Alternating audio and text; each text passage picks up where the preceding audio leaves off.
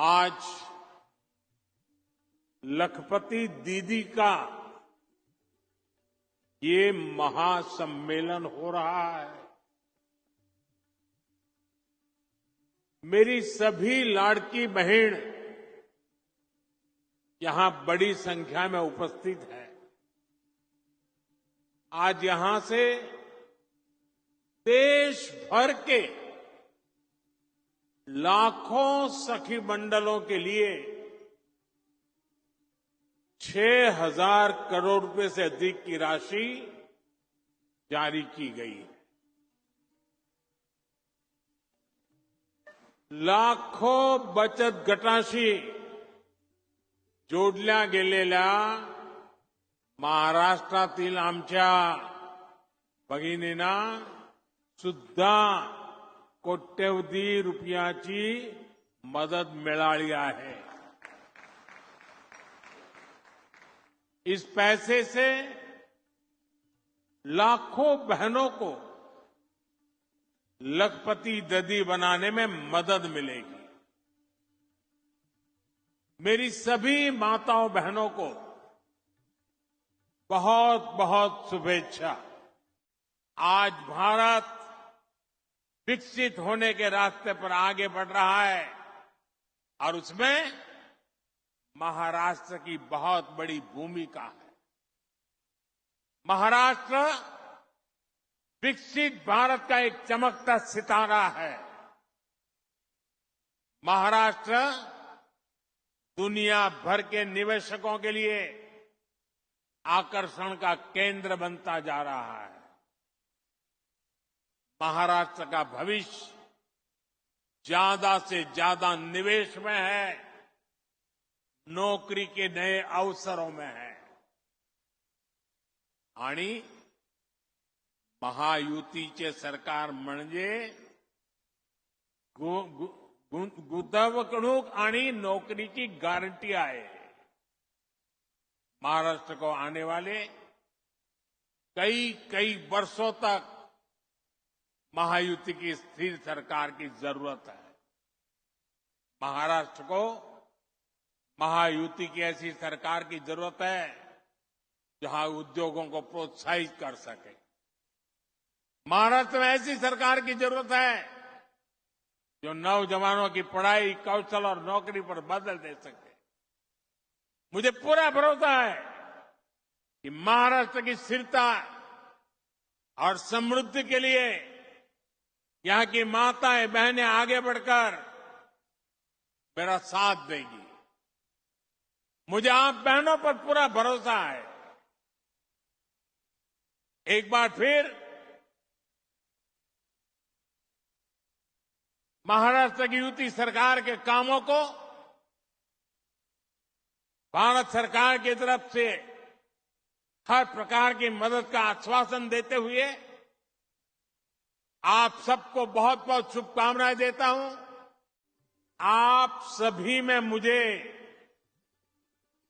महाराष्ट्र की गौरवशाली संस्कृति और संस्कारों के भी दर्शन होते हैं और महाराष्ट्र के ये संस्कार भारत ही नहीं विश्व भर में फैले हैं। मैं कल ही अपने विदेश के दौरे से लौटा हूं। मैं यूरोप के देश पोलैंड गया था और वहां भी मुझे महाराष्ट्र के दर्शन हुए।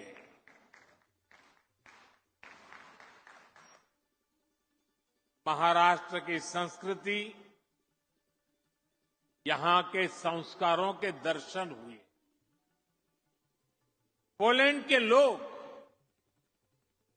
महाराष्ट्र के लोगों का बहुत सम्मान करते हैं। यहां बैठकर के आप इसकी कल्पना नहीं कर सकते। वहां की राजधानी में एक कोल्हापुर मेमोरियल है। पोलैंड के लोगों ने ये मेमोरियल कोल्हापुर के लोगों की सेवा और सत्कार की भावना को सम्मान देने के लिए बनाया है। आप में से कुछ लोगों को पता होगा, दूसरे विश्व युद्ध के दौरान पोलैंड की हजारों माताओं और बच्चों को कोल्हापुर के राज परिवार ने शरण दी थी। छत्रपति शिवाजी महाराज के संस्कारों के अनुरूप राज परिवार ने, सामान्य लोगों ने शरणार्थियों की सेवा की। जब वहां मैं महाराष्ट्र के लोगों के सेवा भाव, मानवता प्रेम की प्रशंसा सुन रहा था तो मेरा माथा गर्व से ऊंचा हो रहा था। हमें ऐसे ही महाराष्ट्र का विकास करके महाराष्ट्र का नाम पूरी दुनिया में और ऊंचा करते रहना है। महाराष्ट्र के संस्कारों को यहां की वीर और धीर माताओं ने सृजित किया है। यहां की मातृशक्ति ने पूरे देश को प्रेरित किया है। आमचे जळगाव हे तर वारकरी परंपराचे तीर्थ आहे। महान संत मुक्ताईची ही भूमि आहे। उनकी साधना, उनका तप आज की पीढ़ी के लिए भी प्रेरणा है। बहिणाबाई की कविताएं आज भी समाज को रूढ़ियों से बाहर निकल सोचने के लिए मजबूर करती है। महाराष्ट्र का कोई भी कोना हो, इतिहास का कोई भी कालखंड हो, मातृशक्ति का योगदान अप्रतिम रहा है। छत्रपति शिवाजी महाराज के जीवन को किसने दिशा दी? ये काम माता जिजाऊ ने किया।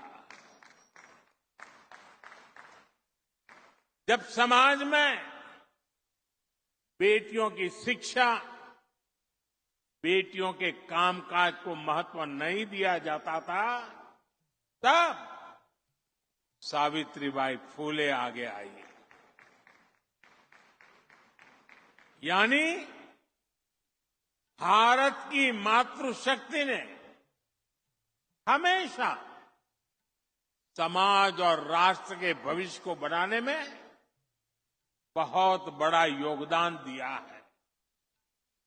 और आज जब हमारा देश विकसित बनने के लिए मेहनत कर रहा है, तो फिर से हमारी मातृशक्ति आगे आ रही है। मैं अपने सामने देख रहा हूं, महाराष्ट्र की आप सभी बहनें कितना अच्छा काम कर रही है। तुमच्या सगळ्यामध्ये मी राजमाता जिजाऊ आणि सावित्रीबाई फुलेची छाप पाहतो। साथियों, जब मैं लोकसभा चुनाव के दौरान आपके बीच आया था, तब मैंने कहा था कि हमें 3 करोड़ बहनों को लखपति दीदी बनाना है। यानी 3 करोड़ ऐसी बहनें और जो सेल्फ हेल्प ग्रुप में काम करती है, जिनकी एक साल की कमाई 1,00,000 रुपये से अधिक होगी, बीते 10 वर्षों में 1 करोड़ लखपति दीदी बनी और बीते 2 महीने में, सिर्फ 2 महीने में 11 लाख और लखपति दीदी उसमें जुड़ गई, नई बन गई. यात सुद्धा 1 लाख नवीन लखपती दीदी याच आपल्या महाराष्ट्रात तयार झाल्या आहेत. इसमें यहां की महायुति की सरकार ने भी बहुत मेहनत की है. एकनाथ जी, देवेंद्र जी और अजित दादा की पूरी टीम माताओं बहनों को सशक्त करने में जुटी हुई. महाराष्ट्र में माताओं बहनों के लिए, नौजवानों के लिए, किसानों के लिए एक से बढ़कर एक स्कीम्स, नई नई योजनाएं चलाई जा रही.